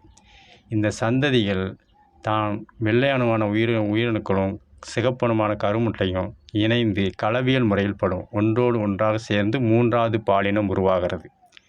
இதைத்தான் மறைஞ்சிருந்து பார்க்கையில் காமம் வந்தான். இந்த அடிப்படையில் என்னத்தான் சொந்த பந்தம் இருந்தாலும் துயில் இல்லாமல் ஆணும் துயில் இல்லாமல் பெண்ணும் ஒருவர் சங்கோச்சப்படுவார்கள். இதை விட்டு கொடுக்கறதுக்கு மன்மதன் என்பவன் தான் காரணகர்த்தாவாக இருக்கும். மன்மதன் என்பது ஆன்மீக வழிபாட்டில் கரும்பு உள்ள கொண்ட தெய்வம்.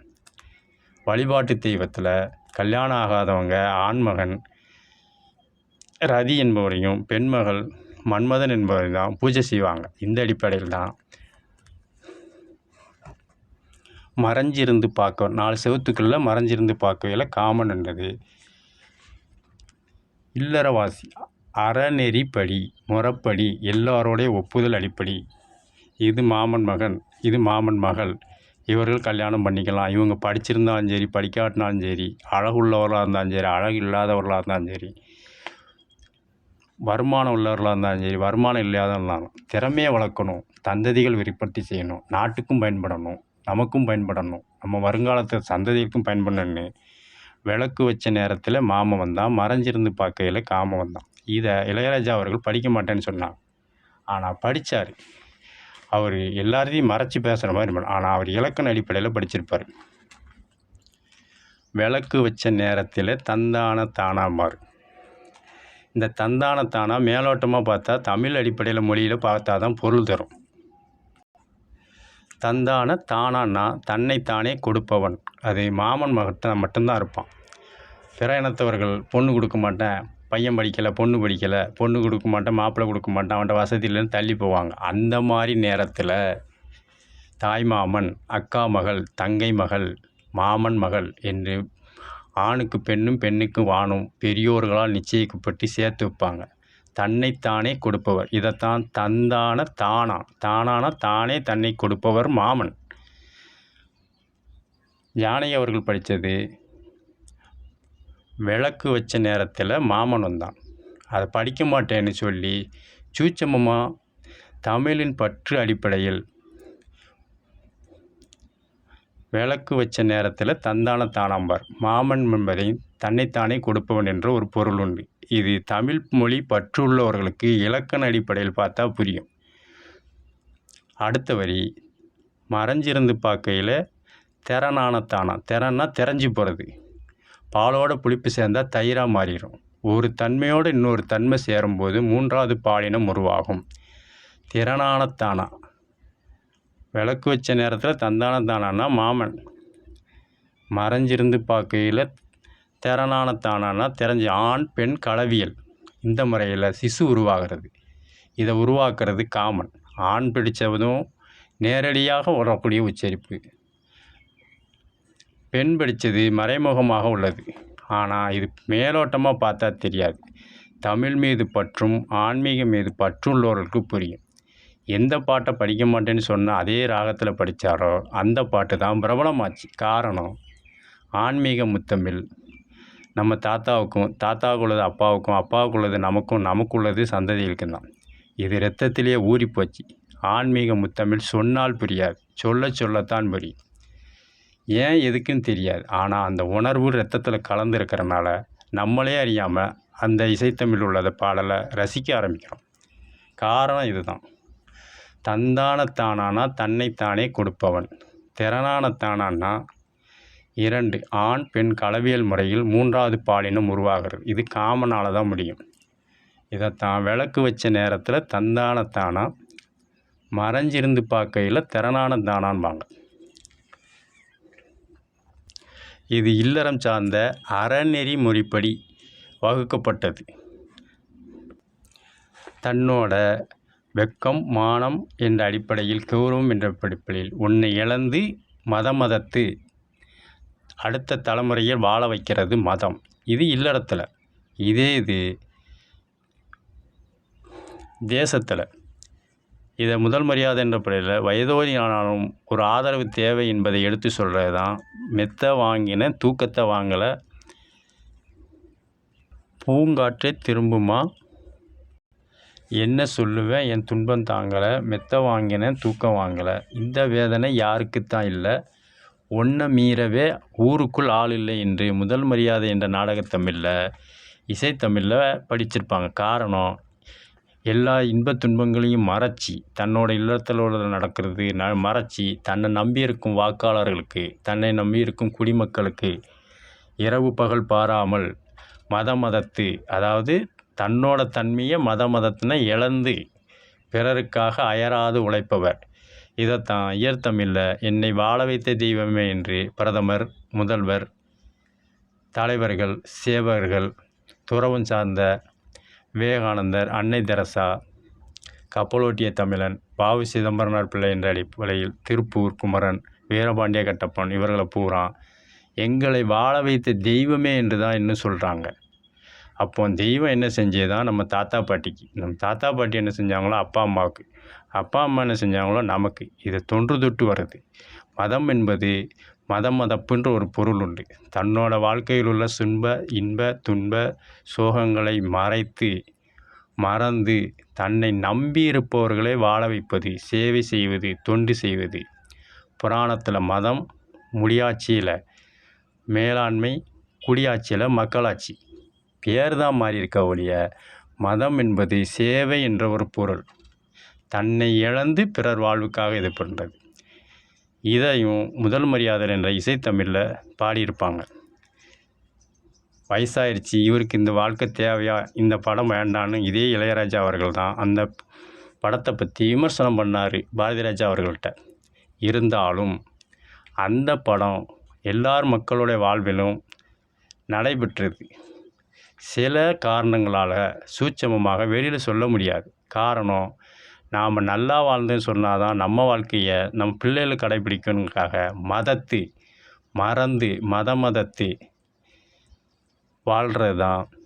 மதம் என்கிறது இல்லறத்திலும் துறவரத்திலும் முடியாட்சியிலும் குடியாட்சியிலும் பேர் தான் மாறி இருக்க ஒழிய அன்னைக்கு நடந்த ஆளுமை தான், அன்னைக்கு நடந்த வைத்திய முறை தான், ஆன்மீகத்தில் உள்ளது தான். ஆன்மீக முத்தமிழில் மாற்றம் ஒன்றே நிரந்தரம், செயல் எல்லாம் அதே தான். புராணத்தில் பாண்டவர் கௌரவர்களை நாட்டுக்காக தூது போனார். இதே இது முடியாட்சியில் தூது போகிறவர்களை ஒற்றர்கள் என்பார்கள். இதே இது தான் குடியாட்சியில் தூதகர், தூதுவர், வெளிநாட்டு தூதுவர், சமரசம் பேசக்கூடியவர். பேர் தான் மாறி இருக்க ஒழிய கண்ணன் எப்படி ஆளுமையை செஞ்சாரோ அதை தான் முடியாட்சியில் செஞ்சது தான் குடியாட்சியில். தூதுவர், ஒற்றன், சேவகன், பாதுகாப்பாளர், வெளி தூதுவர்கள் என்று பேர் தான் மாறி இருக்க ஒழிய ஆன்மீக ஆளுமை தான், செயல்பாடு ஒன்று தான், பேர் மட்டும்தான் மாறி இருக்கு. ஆன்மீக முத்தமிழ் வழிபாட்டு முறையில் புராணங்கள், முடியாட்சி, குடியாட்சி மூலக்கூறு அடிப்பாட்டிலும் மானிடர்கள் வாழ்க்கையை விலங்குகள், பட்சிகள், ஜந்துக்கள் அடிப்படையில் 5 வகையாக பிரித்திருக்கிறார்கள். முதல் வாழ்க்கை 1 புலி வாழ்க்கை, 2வது எலி வாழ்க்கை, 3வது தேனீ வாழ்க்கை, 4வது குரங்கு வாழ்க்கை, 5வது தாய்மை வாழ்க்கை. இந்த அடிப்படையில் தான் ஆன்மீகத்தில் நடந்தது தான் முடியாட்சியில் நடக்கிறது தான் குடியாட்சியில். எப்படி என்றால், புலி வாழ்க்கை தேவைப்படும் போது மட்டும், பிற சமயம் கிடையாது. புலி தனக்கு உணவு தேவைப்படும் போது சில உயிரினங்களை வதைத்து உண்ணும். இதே அமைப்பில் தான் மானிடர்கள் சிலர் தொழில் செய்து வருகிறார்கள். இதை வதம், கொலை, அழிப்பு இந்த தொழில் செய்தவர்கள் புலி வாழ்க்கை வாழ்வார்கள். 2வது எலி வாழ்க்கை. எடுப்பது இவர்கள்தான் என்று தெரியும், ஆனாலும் எளிதில் அகப்பட மாட்டார்கள். எடுத்து வைத்து சேமித்து ஒளிந்து உண்பார்கள். இது மானிட வாழ்க்கையில் உண்டு. இது களவு, வழிப்பறி, கபடதாரிகள். 3வது தேனீ வாழ்க்கை. சேமிப்பது மட்டும் தொழில், ஆனால் தேனீக்களும் உண்ணாது, பிறரையும் உண்ண விடாது. இதே வாழ்க்கை மானிடர்கள் வாழ்வார்கள். காப்பாளர், ஈட்டு வைப்பாளர்கள், வருவாய் சார்ந்த கருப்பு பணம் வைத்திருப்பவர்கள். 4வது குரங்கு வாழ்க்கை. கண் முன்னாலேயே தட்டி பறித்து உண்வார்கள். இதே குரங்கு வாழ்க்கை. இதே அடிப்படையில் தான்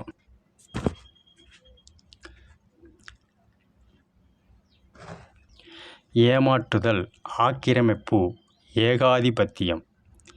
5வது வாழ்க்கை தாய்மை வாழ்க்கை. தனது இன்பம், துன்பம், ஆசை, பராமரிப்பு, தேவை என்று நினைத்து தான் மட்டும் வாழாமல் தன் வயிற்றில் உள்ள குழந்தைகள் வாழ்வுக்காக படுப்பதற்கு கூட குப்புறப்படுக்க மாட்டாங்க. கருத்தரித்தவர்கள் தாய்மார்கள் ஒரு சாட்சி தான் படுப்பாங்க. உணவும் நல்ல உணவு இருந்தால் எடுத்து உண்ணுவாங்க. தனக்கு ஆசைப்பட்டாலும் தேவைப்படும் உணவு தான் உண்பாங்க. அதனால் குழந்தைகளுக்காக தன்னோட வாழ்க்கை இழக்க வர்றது தாய்மை வாழ்க்கை. இது கடவுள், தியாகிகள், தலைவர்கள். புராணத்தில் நடந்தது தான் முடியாட்சியில் நடந்தது தான் குடியாட்சியில். புலி வாழ்க்கை, எலி வாழ்க்கை, தேனீ வாழ்க்கை, குரங்கு வாழ்க்கை, தாய்மை வாழ்க்கை.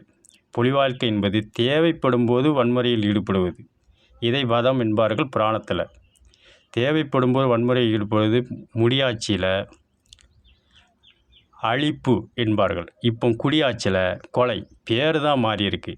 புராணத்தில் வதம், குடியாட்சியில் அழிப்பு, குடியாட்சியில் கொலை. எலி வாழ்க்கை என்பது எடுப்பது தெரியும், இருந்தாலும் அவர்கள் ஒன்றும் செய்ய முடியாது. புராணத்தில் கபடதாரிகள். முடியாட்சியில் களவு, குடியாட்சியில் வழிப்பறி. 3வது தேனீ வாழ்க்கை. சேமித்து வைப்பாங்க, தானும் அனுபவிக்க மாட்டாங்க, அடுத்தவங்களையும் அனுபவிக்க விட மாட்டாங்க. இது புராணத்தில் ஈட்டு வகையார். முடியாட்சியில் காப்பாளர். குடியாட்சியில் வருவாய் சார்ந்த வரிப்பணம் கெட்டாமல் கருப்பு பணம் வைத்திருப்பவர். 4வது நம்ம கண்ணு முனையே தட்டி பறிக்கிறது தெரியும், அவங்கள ஒன்றும் கேட்க முடியாது. இதைத்தான் புராணத்தில் ஏமாற்றுதல், முடியாட்சியில் ஏகாதிபத்தியம், குடியாட்சியில் ஆக்கிரமிப்பு, 4வது தாய்மை. என்னத்தான் இருந்தாலும் தன்னை நம்பி இருக்கிறவங்கள ஏமாற்றக்கூடாது. தாய் எப்படி தன் குழந்தைய வளர்க்குறாளோ அதே மாதிரி தன்னை நம்பி இருக்கிறவங்கள ஏமாற்றக்கூடாது, வாழ்வை சிறக்கணும் என்று வ.உ.சி., திருப்பூர் குமரன், கப்பலோட்டிய தமிழன், காந்தியடிகள்,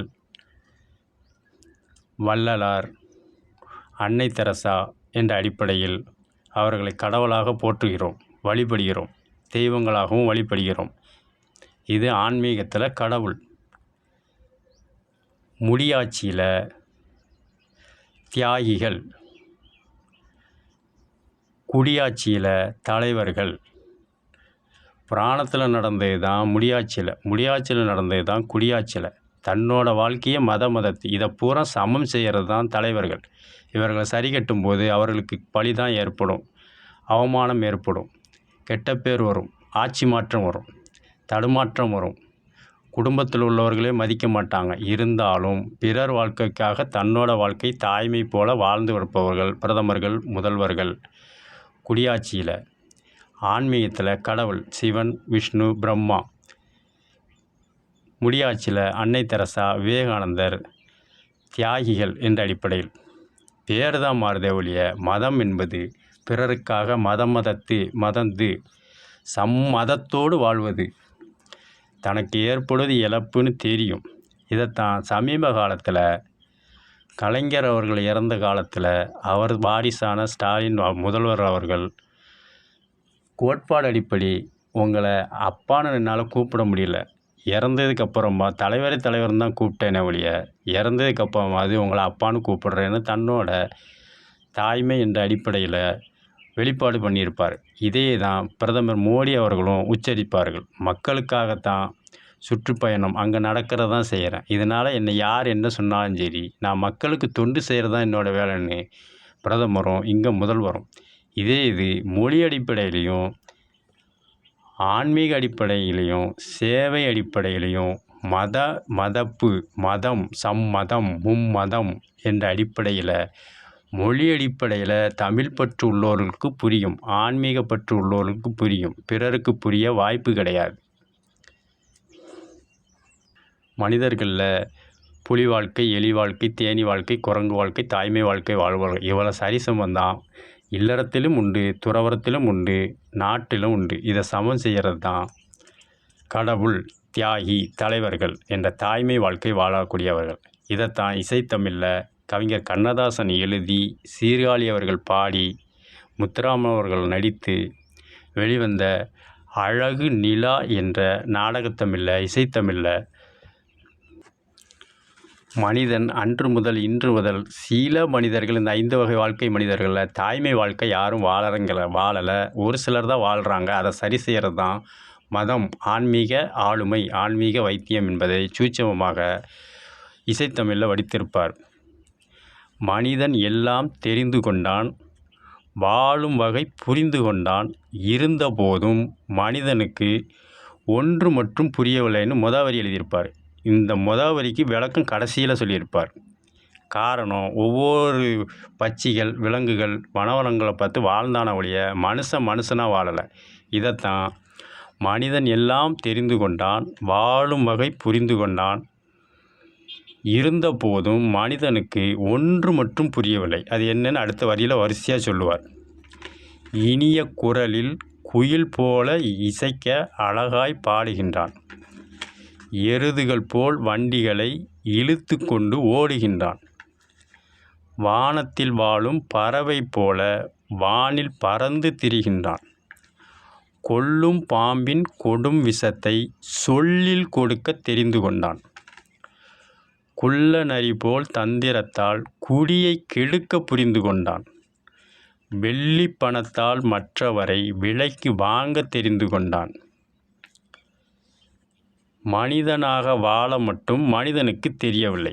ஏற்கனவே முதல்ல சொல்லியிருப்பார், மனிதன் எல்லாம் தெரிஞ்சுக்கிட்டான். குயில் போல் பாடுறான், எருது போல் வண்டி இழுக்கான், பறவை போல் பறக்கான், அடுத்தவனை சொல்லாலேயே பாம்பு போல் விஷத்தை மாதிரி சொல்ல விதைக்கிறான், ஒருத்தர் வாழ்க்கையை கெடுத்து இன்னொரு வாழ்க்கையை கெடுத்து தான் வாழ்கிறதுல குள்ளநரி போல் இருக்கிறான், காசால் ஒருத்தரை விலை கொடுத்து வாங்குகிறான், எல்லாம் தெரிஞ்சுக்கிட்டான். ஆனால் மனுஷனாக பிறந்தது அறநெறிப்படி தமிழ் மொழிப்படி, ஆன்மீகப்படி, புராண அடிப்படை, முடியாட்சி அடிப்படையில் எப்படி நம்ம கடவுள்கள் என்ற அடிப்படையில் ஆழ்வார்கள், நாயன்மார்கள், தேச தலைவர்கள், வேந்தர்கள், சேர, சோழ, பாண்டிய, பல்லவர், சாணக்கியர்கள் என்ற அடிப்படையும் தொண்டு செய்த சேவகர்கள் அவர்கள் வாழ்ந்த வாழ்க்கையை இதுவரை யாரும் வாழ கற்றுக்கலை. இதைத்தான் மனிதன் எல்லாம் தெரிந்துக்கிட்டான், வாழும் வகையை தான் புரிஞ்சிருக்கான ஒழிய மனிதனுக்கு ஒன்று மட்டும் தெரியல. அந்த ஒன்று என்னன்னா தான் மனிதனாக மட்டும் வாழ மனிதனுக்கே தெரியவில்லை என்று தான் அழகு நிலா என்ற நாடகத்தமிழில் கவிஞர் அவர்கள் புனைந்த பாடல். இது மேலே குறிப்பிட்ட 5 வகை வாழ்க்கை வாழ்கிறது. இதை சரி செய்யாமத்தான் வாழ்வாதாரம், நாட்டு தலைவர்கள், முதல்வர், பிரதமர் இவர்கள் எல்லாம் தன்னோட வாழ்க்கையை இழந்து இந்த தவறு செய்வர்களை திருத்துவதற்காக தொண்டு செய்து வாழ்பவர்கள். புராணத்தில் கடவுள் என்றும்,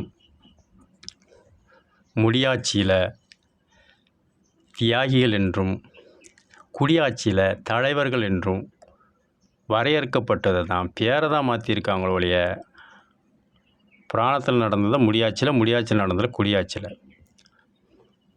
ஆன்மீக முத்தமிழ் சொன்னால் புரியாது, சொல்லத்தான் புரியும். இவர்கள் இசைத்தமிழ் முதல் மரியாதை என்ற நாடகத்தமிழில் சொன்னது போல் மெத்தை வாங்கினேன் தூக்கத்தை வாங்கினேன், எல்லா வசதியும் இருக்கும் தலைவருக்கு, ஆனால் நிம்மதியாக அவங்களால தூங்க முடியாது.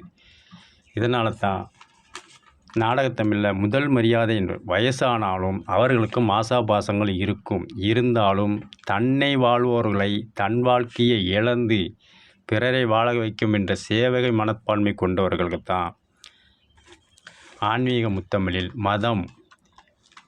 மதப்பு சம்மதிச்சு தான் எல்லா தொழிலையும் செய்கிறாங்க. சிறையில் பிறந்த கண்ணன் வனத்தில் வளர்ந்து ஆட்சி முறை எப்படி செய்யணுங்கிறத குருட்சேத்திரம் நடத்தினார். முடியாட்சியிலையும் சிறைவாசம் என்ற அடிப்படையில் ஏற்படும் மின்னல்கள் இடர்பாடுகளை களைந்து மக்களை எப்படி காப்பாற்றணுங்கிறது முடியாட்சியில். இதையே தான் கொலை, களவு, வழிப்பறி, கருப்பு பணம் இந்த அடிப்படையில் எப்படி சமம் செய்கிறது தான் முடியாட்சியில். பேர் தான் மாறுதே ஒழிய புராணத்தில் நடந்தது தான் முடியாட்சியில் நடந்தது தான் குடியாட்சியில். ஆன்மீக முத்தமிழ் சொன்னால் புரியாது, சொல்லத்தான் புரியும். இதைத்தான் இசைத்தமிழில் டாக்டர் சிவா என்ற நாடகத்தமிழ் அடிப்படையில் கவிஞர் எழுத பாடியிருப்பார்கள். 1000 சொந்தம் வாழ்வில் இருந்தும் தலைவனின் அன்பில் விளைவதுதானே உறவென்னும் சாம்ராஜ்யம், மலரே குறிஞ்சி மலரே தலைவன் சூட நீ மலர்ந்தாய் என்று தான் உச்சரிப்பாங்க. காரணம் இல்லறத்தில் என்னென்ன சொந்தங்கள் இருந்தாலும் தலைவன் என்ற அடிப்படையில், அறநெறி அடிப்படையில் புராணம், முடியாட்சி, குடியாட்சி நடந்தது தான் இல்லற வாழ்வாதாரத்தில் தன்னுடைய சந்ததிகள் மூலம் நாட்டுக்கும் வீட்டுக்கும் சேவை செய்ய சந்ததிகளை உருவாக்குவது. இதைத்தான் 1000 சொந்தங்கள் ஆணுக்கும் இருக்கலாம், பெண்ணுக்கும் இருக்கலாம். இருந்தாலும் வாழ்வாதாரம், தாம்பத்தியம் அறநெறிப்படி இல்லைன்னா என்னதான் சொந்தம் இருந்தாலும் கோட்பாடுபடி அது ஏற்றுக்கொள்ள முடியாது. இதைத்தான் 1000 சொந்தங்கள் இருந்த போதும் தலைவனின் அன்பில் உண்மையான அன்பு இருக்கணும். தலைவன் மேலே தலைவிக்கும், தலைவி மேலே தலைவனுக்கும் இருந்தால் தான் அந்த பிள்ளைகள் ஆரோக்கியமாக பிறக்கும். இதைத்தான் 1000 சொந்தம் இருந்த போதும் தலைவனின் அன்பில் விளைவது தானே உறவென்னும் சாம்ராஜ்யம். இல்லறத்தில் வாழ்ந்தால் தான் துறவரத்தில் என்ன நடக்குதுன்னு சரி செய்யப்படும். துறவரத்தில் இருந்தவங்க தான் இல்லறத்து வாழ்க்கையை சரி செய்யப்படுங்க. முற்றும் துறந்தவன் முனிவர் இல்லை, முற்றும் அறிந்தவன் தான் முனிவர். இதைத்தான் முனிவர்கள்கிட்டையும் தெய்வத்திட்டையும் என்னென்ன குறைகள் வேணுமோ அதை சொல்லுவாங்க, நிவர்த்தி செய்வாங்க. காரணம் தனக்கு ஏற்பட்டதை தான் பிறருக்கும் ஏற்படும், அதை எப்படி சரி செய்யணுங்கிறது அவர்களுக்கு தான் தெரியும் என்பதனால தான் முற்றும் அறிந்தவர்கள் தான் முனிவர்கள், துறந்து போகிறவர்கள் கிடையாது. அதே போல் நாட்டுள் பற்றுள்ளவர்கள், தியாகிகள், புராணத்தில் கடவுள், இவர்களுக்கெல்லாம் கடவுள் என்ற பிள்ளையில் முருக பக்தர்கள் நிறையா இருப்பாங்க, அம்மன் பக்தர்கள் நிறையா, பிள்ளையார் பக்தர்கள், சிவபக்தர்கள், விஷ்ணு பக்தர்கள், குல தெய்வ வழிபாட்டு பக்தர்கள், ஐயப்பன் பக்தர்கள், வன தேவதை பக்தர்கள் என்று ஒவ்வொரு அவரவர் கொள்கைப்படி அவரவர் கோட்பாடுப்படி அதிகமாக இருப்பாங்க தொண்டர்கள். பிரிவு தான் வேற ஒழிய அவர்கள் வாழ்வாதாரத்தையும் நன்று தீது என்று அறிந்து சேவை செய்வதையும் வழிபாட்டு முறை ஆச்சார கலாச்சார முறை. இதே தான் முடியாட்சியில் சேர சோழ பாண்டியன் பல்லவர் சாளுக்கியர் என்ற அடிப்படையில் அவரவர் வாழ்க்கைக்கு அவரவர்களுக்குன்னு ஒவ்வொரு மக்கள். இதே தான் குடியாட்சியில் கழகங்கள் பலதரப்பட்ட கழகங்கள் இருந்தாலும் அவர்களுக்கென்று ஆதரவு தருவது தொண்டர்கள். புராணத்தில் பக்தர்கள், முடியாட்சியில் மக்கள், குடியாட்சியில் தொண்டர்கள். புராணத்தில் நடந்த ஆளுமை தான் முடியாட்சியில் நடக்கிற ஆளுமை தான் குடியாட்சியில். மதம் என்பது தன்னை இழந்து பிறர் வாழ்வைக்காக கொடுப்பது. ஆன்மீக முத்தமிழ் சொன்னால் புரியாது, சொல்லத்தான் புரியும். முடியாட்சியிலும் சரி, புராணத்திலும் சரி, குடியாட்சியிலும் சரி, இவ்வளோ தவறுகள் நடக்கு, இவ்வளோ பிழைகள் நடக்கு, இவ்வளோ வழிப்பறை நடக்கு, அந்த தெய்வம் பார்த்துக்கிட்டே இருக்குன்னு தலைமையை குறம் சொல்லுவார்கள். முடியாட்சியில் இவ்வளோ தவறுகள் நடக்கு, இவ்வளோ குற்றங்கள் நடக்கு, மன்னனும் பார்த்துக்கிட்டு வேடிக்கை பார்த்துட்ருக்காருன்னு மன்னன் மேலே தான் பழி சுமத்துவாங்க. குடியாட்சியிலையும் இவ்வளோ தவறு நடக்கு, கொலை நடக்கு, வன்முறை நடக்கு, இந்த தலைவர் முதல்வர் பிரதமர் பார்த்துக்கிட்டு தானே இருக்காங்கன்னு தலைவர்கள் மேலே பழியை போடுவாங்க. காரணம் புராணத்தில் நடந்தது தான் முடியாட்சியில் நடந்தது தான் குடியாட்சியில். இதைத்தான் கவிஞர் இசைத்தமிழில் எவரிடத்தும் தவறுமில்லை எனக்குத்தான் தொல்லை, இன்னதுதான் செய்வதென்று புரியவில்லை அம்மா. அதாவது காப்பாற்றுறது தொழிலை செய்தவர் கண்ணனை தான் எல்லாம் தெரிஞ்சு நீ தப்பு செய்கிறியன்னு குந்தி தேவி முறையிட்டா. ஆனால் சில நேரம் அரசியல்லையும் ஆளுமையிலையும் உண்மைகளை கூட மறைக்கத்தும். காரணம் ரகசியம் காத்தல் என்ற அடிப்படையில் தான் கண்ணன் செயல்பட்டான். கர்ணனோட தம்பி அர்ஜுனன் சொன்னால் குருட்சேத்திரம் நடந்திருக்காது. இதைத்தான் ரகசியம் காத்தல். இதைத்தான் பதவி பிரமாணம் எடுக்கும்போது முடியாட்சியிலும் குடியாட்சியிலும் அரசு கட்டுப்பட்டு ரகசியங்களை காப்போம் என்பார்கள். இதற்குத்தான் அந்த வரியை எவரிடத்தும் தவறுமில்லை எனக்குத்தான் தொல்லை. ஏன்னா அந்த ரகசியத்தை வெளியில் சொன்னால் ஆளுமைக்கு பிரச்சனை வரும். இராணுவத்தில் எவ்வளோ பொருட்கள் இருக்குது அப்படின்னு வெளி உறவு சொன்னோம்னா நமக்கு தாக்குதல் அதிகமாக இருக்கும், இழப்பீடு இருக்கும். அதனால் சில இடங்களில் சில உண்மைகளை கூட சொல்லக்கூடாது. கண்ணன் சொன்னது தான் ரகசியங்களை காட்பது. முடியாட்சியிலையும் பதவி பிரமாணம் எடுக்கும்போது ரகசியத்தை காப்பேன்னு குடியாட்சியில். இதைத்தான் எவரிடத்தும் தவறில்லை எனக்குத்தான் தொல்லை. ஏன்னா உண்மையை சொல்ல முடியாது, ரகசியத்தை சொல்லக்கூடாது. இன்னதென்று செய்வதென்று புரியவில்லையே, காப்பாற்றும் தொழிலை நான் செஞ்சுருக்கிறனால என்ன செய்யணும் எதை செய்யக்கூடாதுன்னு புரியலன்னு புராணத்துலேயும் முடியாட்சியிலையும் குடியாட்சியிலையும். அடுத்த வரி கரம் பிடித்த கணவன் சொல்லை கடந்திடுவேனோன்பார்.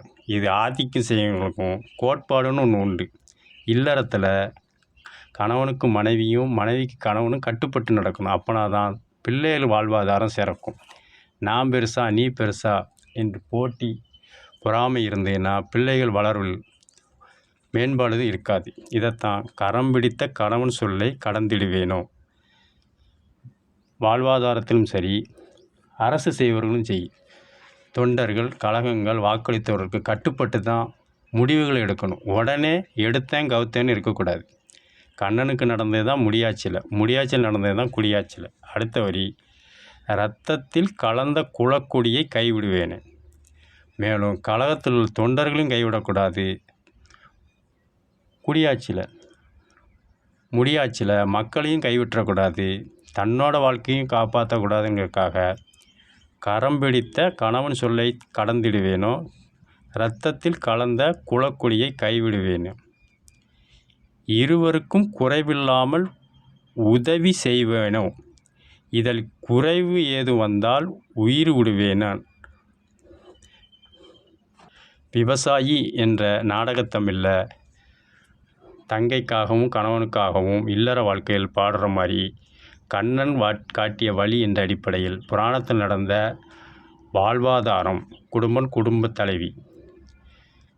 நாட்டில் தலைவர், பிரதமர், முதல்வர்.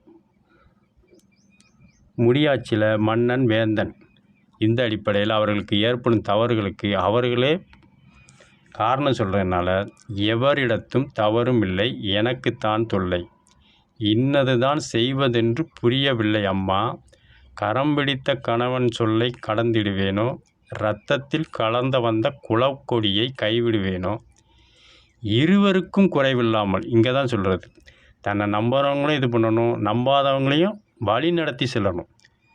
இதைத்தான் இருவருக்கும் குறைவு இல்லாமல் உதவி செய்வேனோ, இதில் குறைவு வந்தால் உயிருடனே உலகில் உய்வேனோ அம்மா என்று விவசாயி என்ற நாடகத்தமிழில் விஜயகுமார் என்ற கதாபாத்திரம், இசைத்தமிழில் ஆளுமை வைத்திய முறை குடும்பத்திலும் முடியாட்சி குடியாட்சியிலும் நடக்கிறத கவிஞர் புனைந்திருப்பார். ஆன்மீக முத்தமிழ். சொன்னால் புரியாது, சொல்லத்தான் புரியும்.